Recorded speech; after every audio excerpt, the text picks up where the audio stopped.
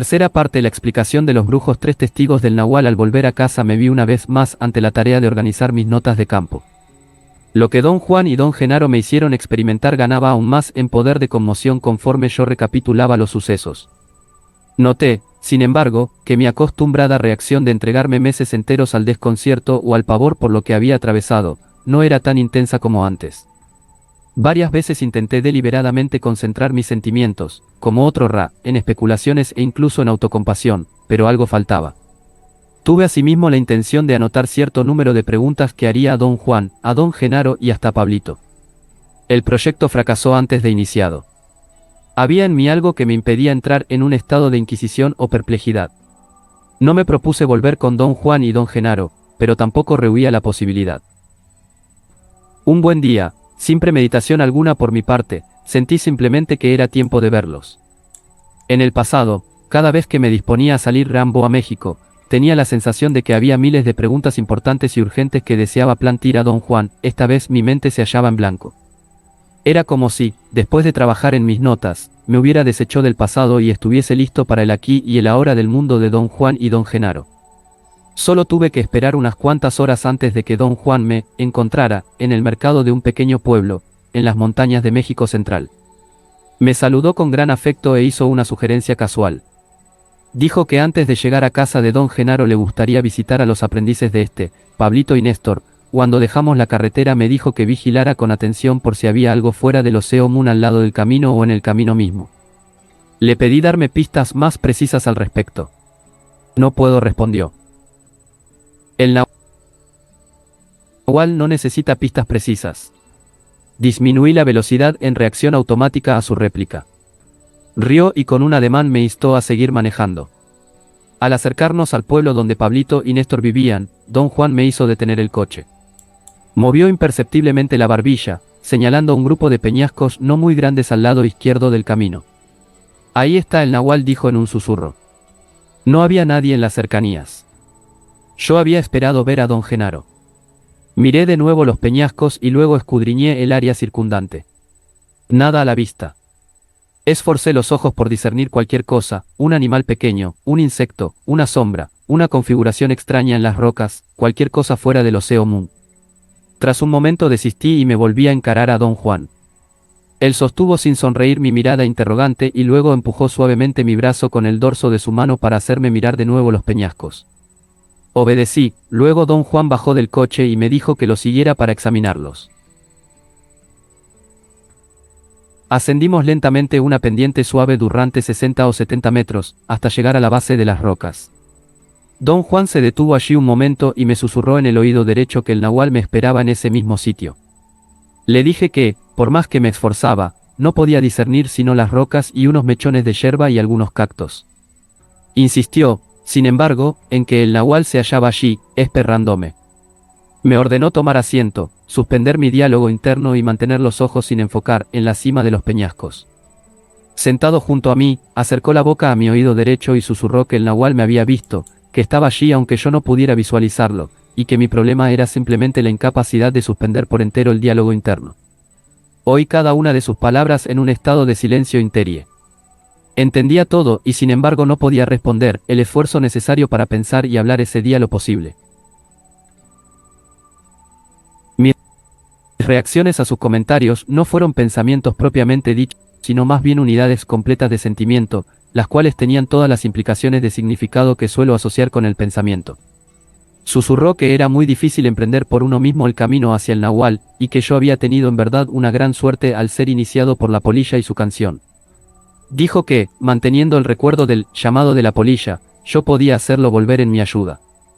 Tal vez sus palabras eran una sugerencia avasalladora, o bien rememoré aquel fenómeno perceptual que él llamaba el llamado de la polilla, pues apenas hubo susurrado esas palabras, el extraordinario borboteo se hizo audible. Su riqueza tonal me hizo sentir dentro de una cámara de ecos. Al crecer el ruido en volumen o proximidad, detecté también, en un estado de entresueño, que algo se movía encima de los peñascos. El movimiento me produjo un susto tan intenso que de inmediato recobré mi claridad de conciencia. Mis ojos se enfocaron en los peñascos. Don Genaro estaba sentado en uno de ellos. Sus pies pendían, y con los talones martillaba la roca, produciendo un sonido rítmico que parecía sincronizado con el llamado de la polilla. Sonrió y agitó la mano saludándome. Quise pensar racionalmente, tuve la sensación, el deseo de averiguar cómo llegó él allí, o cómo lo vi en ese sitio, pero no podía convocar a mi razón en modo alguno. Lo único posible, bajo las circunstancias, era mirarlo ahí sentado, sonriente, agitando la mano. Tras un instante pareció disponerse a bajar deslizándose por el redondeado peñasco. Lo vi tensar las piernas, preparar los pies para aterrizar en el duro suelo, y arquear la espalda, hasta casi tocar la superficie de la roca, con el fin de ganar impulso de deslizamiento. Pero a medio descenso su cuerpo se detuvo. Tuve la impresión de que se había atorado. Pataleó 2 o 3 veces con ambas piernas como si flotara en el agua. Parecía querer soltarse de algo que lo tenía asido por el asiento de sus pantalones. Frenéticamente se frotó con ambas manos las caderas. Me daba la impresión de hallarse dolorosamente atrapado. Quise correr a ayudarlo, pero don Juan me retuvo por el brazo y lo oí decir, medio ahogado de risa, obsérvalo. Obsérvalo. Don Genaro pataleó, contrajo el cuerpo y se retorció de lado a lado como si aflojara un clavo, luego oí un fuerte tronido y se deslizó, o fue arrojado, hasta donde don Juan y yo nos hallábamos. Aterrizó de pie, a 1,5 metros de mí. Se frotó las nalgas y saltó repetidas veces en una danza de dolor, gritando obscenidades. La piedra no quería dejarme ir y me agarró por el culo, me dijo en tono de mansedumbre. Experimenté una sensación de alegría sin igual. Reí con fuerza. Noté que mi regocijo era equiparable a mi claridad mental. Me hallaba sumergido en un estado de gran perceptividad. Todo cuanto me rodeaba era claro y cristalino. Antes había estado soñoliento o distraído a causa de mi silencio interno. Pero luego, algo en la súbita aparición de don Genaro había creado un estado de suma lucidez. Don Genaro continuó frotándose las nalgas y saltando durante un rato más, luego cojeó hasta mi coche, abrió la puerta y subió con dificultad al asiento trasero. Automáticamente me volví para hablar con don Juan. No lo vi en ninguna parte. Empecé a llamarlo en voz alta. Don Genaro salió del coche y se puso a correr en círculos, gritando también el nombre de don Juan en un tono chillón y frenético. Solo entonces, al observarlo, me di cuenta de que me remedaba. Yo había tenido tal ataque de miedo al verme a solas con don Genaro, que inconscientemente corrí 3 o 4 veces en torno al coche, gritando el nombre de don Juan. Don Genaro dijo que teníamos que recoger a Pablito y Néstor, y que don Juan nos estaría esperando en algún punto del camino. Habiendo superado mi susto inicial, le dije que me alegraba de verlo. Hizo bromas sobre mi reacción. Dijo que don Juan no era como un padre para mí, sino más bien como una madre. Hilvanó graciosas observaciones y juegos de palabras sobre madres. Yo reía tanto que no me había dado cuenta de que habíamos llegado a casa de Pablito. Don Genaro me indicó parar y bajó del coche. Pablito estaba parado junto a la puerta de su casa. Vino corriendo y subió en el coche para sentarse a mi lado. Vamos por Néstor, dijo como si tuviera prisa. Me volví en busca de don Genaro. No estaba. Pablito, en tono suplicante, me instó a apresurarme. Fuimos a casa de Néstor. También él esperaba junto a la puerta. Bajamos del coche. Sentí que los dos sabían qué cosa pasaba. ¿A dónde vamos?, pregunté. ¿No te dijo Genaro?, preguntó a su vez Pablito, incrédulo. Les aseguré que ni don Juan ni don Genaro me habían mencionado nada. Vamos a un sitio de poder, dijo Pablito. ¿Qué vamos a hacer allí?, pregunté. Ambos dijeron al unísono que no sabían. Néstor añadió que don Genaro le había dicho que me guiara al sitio. ¿Veniste de casa de Genaro?, preguntó Pablito. Repuse que había estado con don Juan y que hallamos a don Genaro en el camino y don Juan me dejó con él. ¿A dónde fue don Genaro?, pregunté a Pablito. Pero Pablito no supo de qué hablaba yo. No había visto a don Genaro en mi coche. Fue conmigo a tu casa, dijo. Creo que traías al Nahual en tu coche, dijo Néstor, asustado. No quiso ir en la parte trasera y se hizo caber junto a Pablito y a mí en el asiento de adelante. Viajamos en silencio, a excepción de las breves órdenes que Néstor daba para indicar el camino.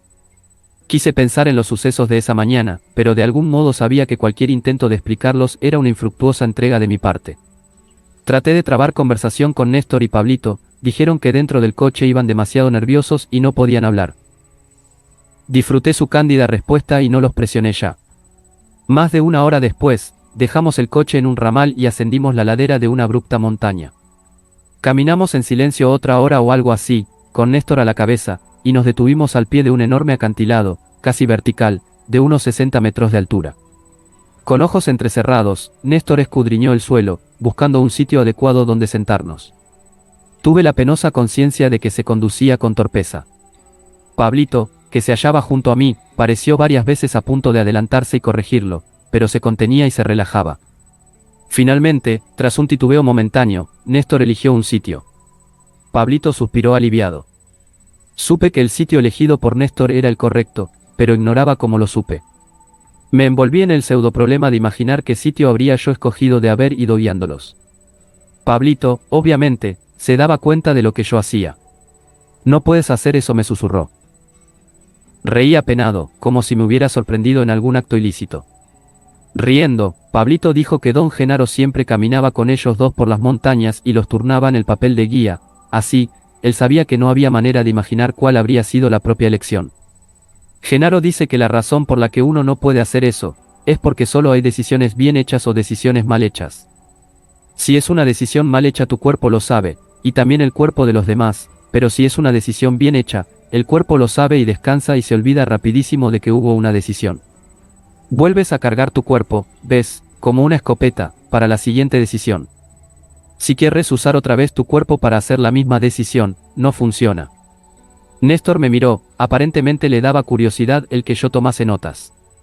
Asintió como para secundar a Pablito y luego sonrió por vez primera. Dos de sus dientes superiores estaban chuecos.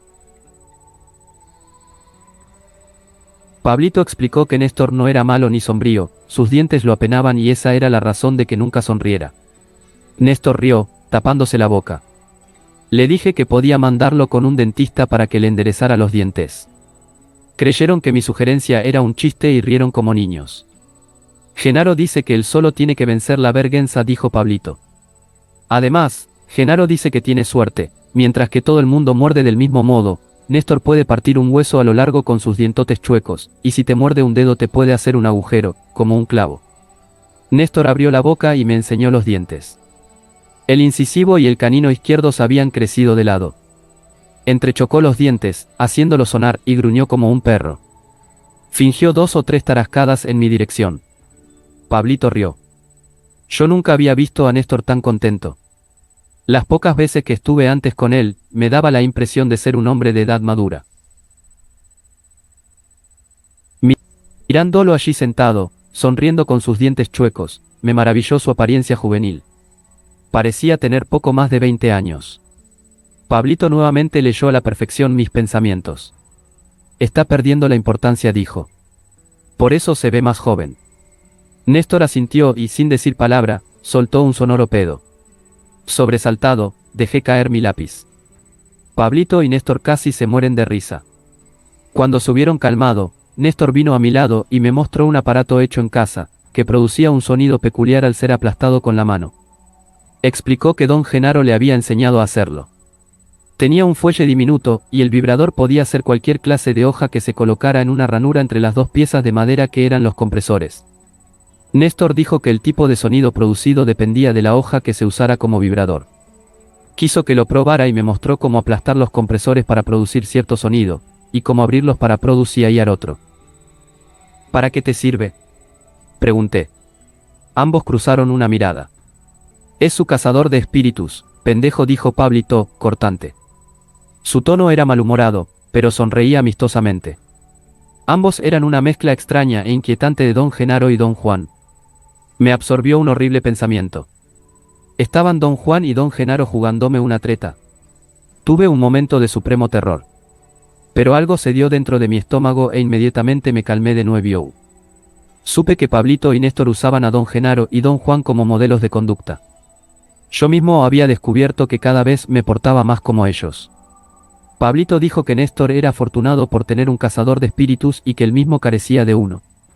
¿Qué vamos a hacer aquí?, pregunté a Pablito. Néstor respondió como si me hubiera dirigido a él. Genaro me dijo que esperáramos aquí, y que mientras esperamos debemos reírnos y divertirnos, dijo. ¿Cuánto crees que tendremos que esperar? Pregunté. No respondió, meneó la cabeza y miró a Pablito como preguntándole a él. Yo tampoco sé, dijo Pablito.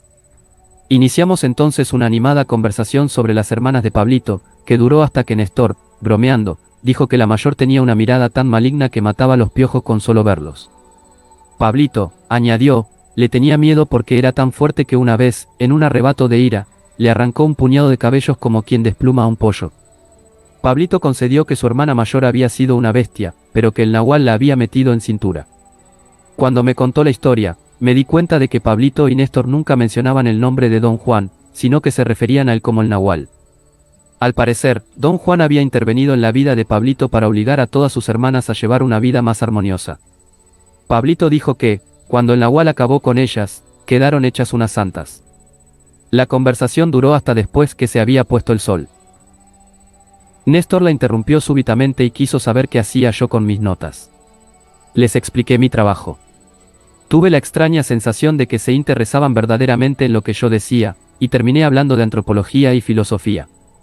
Me sentí ridículo y quise parar, pero me hallaba inmerso en mi explicación e incapaz de interrumpirla. Tuve la sensación inquietante de que los dos, como equipo, me forzaban de alguna manera a ese largo discurso. Tenían los ojos fijos en mí. No parecían aburridos ni cansados. Me encontraba a la mitad de un comentario cuando oí el leve sonido del llamado de la polilla. Mi cuerpo se tensó y mi frase quedó inconclusa.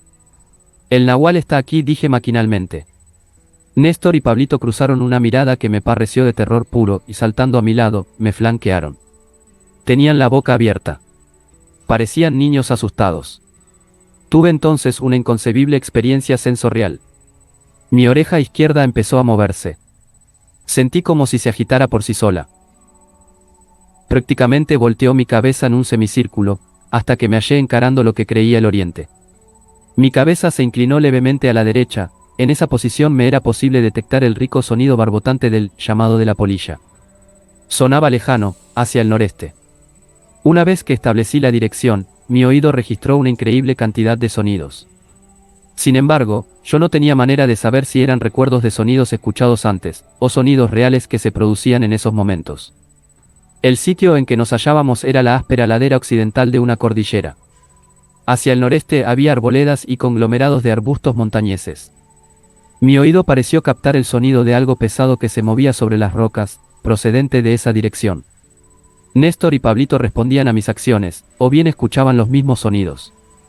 Me habría gustado preguntárselos, pero no me atrevía, o tal vez me era imposible interrumpir mi concentración. Cuando el sonido se hizo más fuerte y más próximo, Néstor y Pablito se acurrucaron contra mis flancos. Néstor parecía el más afectado, su cuerpo temblaba fuera de control. En determinado momento, mi brazo izquierdo empezó a sacudirse, se alzó sin volición mía hasta que estuvo casi al nivel de mi rostro, y luego señaló un área de arbustos. Oí un sonido vibratorio o un rugido, era un sonido familiar para mí. Lo había oído años antes bajo la influencia de una planta psicotrópica. Discerní en los arbustos una gigantesca figura negra. Era como si los arbustos mismos se hubieran oscurecido gradualmente hasta producir una ominosa negrura. No tenía forma definida pero se movía. Parecía alentar. Oí un chillido escalofriante, que se mezcló a los gritos aterrados de Néstor y Pablito, y los arbustos, o la masa negra en la que se habían trocado, volaron hacia nosotros. No pude mantener la ecuanimidad. De algún modo, algo en mí cedió. La masa se cernió sobre nosotros, y luego nos tragó. La luz en torno se hizo opaca. Era como si el sol se hubiese ocultado. O como si de pronto llegara el crepúsculo. Serio las cabezas de Néstor y Pablito bajo mis axilas, hice bajar los brazos en un inconsciente movimiento protector y caí, girando hacia atrás. Pero no llegué a tocar el suelo rocoso, pues un instante después me hallé de pie flanqueado por Pablito y Néstor. Ambos, aunque más altos que yo, parecían haberse encogido, con las piernas y la espalda arqueadas, disminuían su estatura al grado de caber bajo mis brazos. Don Juan y Don Genaro estaban de pie frente a nosotros. Los ojos de Don Genaro brillaban como los de un felino en la noche. Los ojos de Don Juan tenían el mismo brillo. Yo nunca había visto así en Don Juan. Era en verdad imponente. Más aún que Don Genaro. Se veía más joven y más fuerte que de costumbre. Mirando a los dos, tuve el sentimiento enloquecedor de que no eran hombres como yo. Pablito y Néstor gemían quedamente. Entonces don Genaro dijo que éramos la imagen de la Trinidad. Yo era el Padre, Pablito el Hijo y Néstor el Espíritu Santo. Don Juan y don Genaro rieron en tono resonante. Pablito y Néstor sonrieron mansamente. Don Genaro dijo que debíamos desenredarnos, porque los abrazos solo eran permisibles entre hombres y mujeres, o entre un hombre y su burro. Noté entonces que me hallaba en el mismo sitio que antes, obviamente, no había girado hacia atrás, como me pareció. De hecho, Néstor y Pablito estaban también en los mismos sitios. Don Genaro hizo un seña con la cabeza a Pablito y Néstor. Don Juan me indicó seguirlos. Néstor tomó la guía y me señaló un sitio donde sentarme, y otro para Pablito. Formamos una línea recta, a unos 50 metros del sitio donde don Juan y don Genaro se erguían inmóviles al pie del acantilado. Mis ojos, fijos en ellos, se desenfocaron involuntariamente. Supe que visqueaba, pues veía 4 personas. Luego la imagen de don Juan en el ojo izquierdo se superpuso a la de don Genaro en el derecho. El resultado de la fusión fue un ser iridiscente parado entre don Juan y don Genaro. No era un hombre como suelo verlos. Más bien era una bola de fuego blanco, cubierta por algo como fibras de luz. Sacudí la cabeza, se disipó la doble imagen, y sin embargo persistió la visión de don Juan y don Genaro como seres luminosos. Yo veía 2 extraños objetos alargados, hechos de luz. Parecían balones blancos, iridiscentes, con fibras, y las fibras tenían luz propia. Los 2 seres luminosos se estremecieron, vi temblar sus fibras, y luego desaparecieron como una exhalación. Lo jaló un largo filamento, un hilo de araña que parecía surgido de la cima del acantilado. La sensación que tuve fue la de que un largo rayo de luz, o una línea luminosa, había bajado de la roca para alzarlos. Percibí la secuencia con los ojos y con el cuerpo. También podía advertir enormes disparidades en mi modo de percepción, pero me resultaba imposible especular sobre ellas como ordinariamente habría hecho. Así, tenía conciencia de estar mirando directamente hacia la base del acantilado, y sin embargo veía a don Juan y don Genaro en la cima, como si hubiese alzado la cara en un ángulo de 45 grados. Quise tener miedo, acaso cubrirme el rostro y llorar, o hacer cualquier otra cosa dentro de mi gama normal de reacciones. Pero parecía hallarme trabado. Mis deseos no eran pensamientos, tal como los conoce o, por tanto, no podían evocar la respuesta emocional que yo estaba acostumbrado a despertar en mí mismo. Don Juan y don Genaro se desplomaron al suelo. Sentí que lo habían hecho a juzgar por la consumante sensación de caída que experimenté en el estómago. Don Genaro permaneció donde había aterrizado, pero don Juan vino a nosotros y tomó asiento detrás de mí, a mi derecha. Néstor se agazapaba con las piernas contra el estómago, reposaba la barbilla en las palmas de las manos, sus antebrazos, apoyados contra los muslos, servían de soportes. Pablito estaba sentado con el cuerpo ligeramente hacia adelante y las manos contra el estómago. Advertí entonces que yo había cruzado los antebrazos sobre la región umbilical y que hacía la piel de mis flancos. Me había agarrado con tal fuerza que tenía los flancos adoloridos. Don Juan habló en un murmullo seco, dirigiéndose a todos nosotros. Deben fijar la vista en el nahual, dijo. Todos los pensamientos y las palabras deben borrarse. Lo repitió 5 o 6 veces. Su voz era extraña, desconocida para mí, me daba la sensación concreta de las escamas en la piel de una lagartija. Este símil era un sentimiento, no un pensamiento consciente. Cada una de sus palabras se desprendía como una escama, tenían un ritmo extraño, eran ahogadas, secas, como una tos suave, un murmullo rítmico hecho mando. Don Genaro estaba inmóvil. Al mirarlo no pude mantener mi conversión de imagen, y crucé los ojos involuntariamente. Entonces volví a notar una extraña luminosidad en el cuerpo de don Genaro. Mis ojos empezaban a cerrarse, o a rasgarse. Don Juan acudió a mi rescate. Lo oí dar la orden de no cruzar los ojos. Sentí un golpe suave en la cabeza. Al parecer me había pegado con una piedrecilla. Vi la piedra rebotar un par de veces sobre las rocas cercanas. También debe haber golpeado a Néstor y a Pablito, oí el rebote de otras piedras en las rocas. Don Genaro adoptó una extraña postura de danza. Dobló las rodillas, extendió los brazos a los lados, estiró los dedos. Parecía a punto de girar, de hecho, dio una media vuelta y luego fue jalado hacia arriba. Tuve la clara percepción de que el hilo de una oruga gigante había alzado su cuerpo hasta la cima del acantilado. Mi percepción del movimiento ascendente fue una extraña mezcla de sensaciones visuales y corpóreas. Medio vi, medio sentí su vuelo vertical. Había algo que se veía o se sentía como una línea o un hilo casi imperceptible de luz, y que lo jalaba. No presencié su vuelo en el sentido en el que seguiría con los ojos a un ave. No hubo secuencia lineal en el movimiento.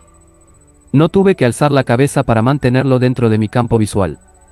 Vi la línea jalarlo, luego sentí su movimiento en mi cuerpo, o con mi cuerpo, y en el instante siguiente se hallaba encima del acantilado, a decenas de metros de altura. Tras unos minutos se desplomó. Sentí su caída y gruñí involuntariamente. Don Genaro repitió su hazaña 3 veces más. En cada ocasión, mi percepción se entonó. Durante su último salto, pude claramente distinguir una serie de líneas que emanaban de su parte media, y supe cuando estaba a punto de ascender y descender, juzgando por la forma en que las líneas de su cuerpo se movían. Cuando estaba a punto de saltar hacia arriba, las líneas se tendían en esa dirección, al contrario, cuando se disponía a saltar hacia abajo, las líneas se tendían hacia afuera y en descenso. Después de su cuarto salto, Don Genaro vino a nosotros y tomó asiento detrás de Pablito y Néstor. Luego Don Juan pasó al frente y se paró donde Don Genaro estuvo. Quedó inmóvil un rato. Don Genaro dio breves instrucciones a Pablito y Néstor. No entendí lo que había dicho. Mirándolos, vi que cada uno recogía una piedra y la colocaba contra su región umbilical. Me preguntaba si yo también debía hacerlo, cuando Don Genaro me dijo que la precaución no se aplicaba en mi caso, pero que sin embargo tuviera una piedra a la mano, por si me enfermaba. Echó hacia adelante la quijada para indicarme mirar a Don Juan y luego dijo algo ininteligible, lo repitió y, aunque no comprendí las palabras, supe que era más o menos la misma fórmula que Don Juan había pronunciado. Las palabras no importaban en realidad, era, el ritmo, la sequedad del tono, la cualidad de tosido. Tuve la certeza de que el lenguaje empleado por Don Genaro, fuera el que fuese, resultaba más adecuado que el español para el ritmo en staccato. Don Juan hizo exactamente lo que Don Genaro había hecho en un principio, pero luego, en vez de saltar hacia arriba, giró como un gimnasta sobre su propio eje. En mi semiconciencia, esperé que aterrizara de nuevo sobre sus pies. Nunca lo hizo. Su cuerpo siguió dando vueltas a poca distancia del suelo. Los círculos eran muy rápidos al principio, luego se hicieron más lentos. Desde donde me hallaba, pude ver que el cuerpo de Don Juan colgaba, como el de Don Genaro, de un hilo de luz. Giraba despacio como para permitirnos verlo con detenimiento. Luego empezó a ascender, ganó altura hasta alcanzar la cima del acantilado. Flotaba como carente de peso. Sus vueltas despaciosas evocaban la imagen de un astronauta en el espacio, en estado de ingravidez. Me mareé de observarlo. Mi sensación de malestar pareció darle impulso, empezó a girar con mayor rapidez. Se apartó del acantilado, y conforme ganaba velocidad, me enfermé verdaderamente. Cogí la piedra y la puse sobre mi estómago. La apreté contra mi cuerpo lo más que pude. Su contacto me calmó un poco. La acción de tomar la piedra y apretarla me había permitido un descanso momentáneo. Aunque no aparté los ojos de Don Juan, mi concentración se interrumpió. Antes de procurar la piedra sentía que la velocidad ganada por el cuerpo flotante emborronaba su forma, parecía un disco giratorio y luego una luz en rotación. Cuando tuve la roca contra el cuerpo, su velocidad menguó, parecía un sombrero flotando en el aire, un volador que oscilaba hacia adelante y hacia atrás. El movimiento del volador fue todavía más perturbador. Mi malestar se hizo incontrolable.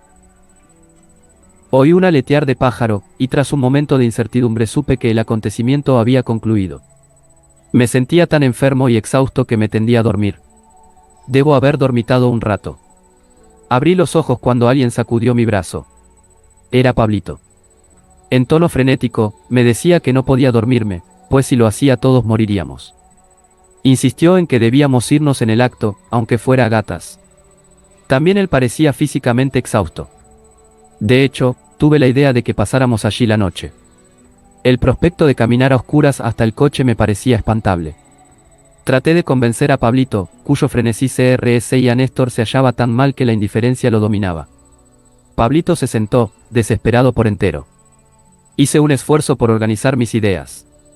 Ya había oscurecido, aunque todavía había suficiente luz para discernir las rocas en torno. La quietud era exquisita y confortante. Yo disfrutaba sin reservas el momento, pero de pronto mi cuerpo saltó, oí el sonido distante de una rama quebrada. Maquinalmente encaré a Pablito. Él parecía saber lo que me ocurría. Tomamos a Néstor por los sobacos y lo levantamos. Corrimos, arrastrándolo. Al parecer solo él conocía el camino. Nos daba breves órdenes de tiempo en tiempo. Yo no me preocupaba por lo que hacíamos, enfocaba mi atención en mi oído izquierdo, que parecía ser una unidad independiente del resto de mi persona. Algún sentimiento me forzaba a detenerme cada determinado tramo para reconocer el entorno con mi oído. Sabía que algo iba siguiéndonos. Era algo masivo, aplastaba las piedras al avanzar. Néstor recobró en cierta medida la compostura y caminó por sí mismo, haciendo ocasionalmente el brazo de Pablito. Llegamos a una arboleda. La oscuridad era ya total. Oí un sonido repentino y extremadamente fuerte. Era como el chasquido de un látigo monstruoso que azotara la copa de los árboles. Sentí sobre nuestras cabezas el escarceo de una ola de alguna especie. Pablito y Néstor gritaron y salieron de allí a toda velocidad. Quise detenerlos. No estaba seguro de poder correr en las tinieblas. Pero en aquel instante oí y sentí una serie de pesadas exhalaciones justamente atrás de mí. El susto fue indescriptible. Los tres corrimos juntos hasta llegar al coche. Néstor nos guió en alguna forma desconocida. Pensé dejarlos en sus casas e irme a un hotel en el pueblo. No habría ido a casa de don Genaro por nada del mundo.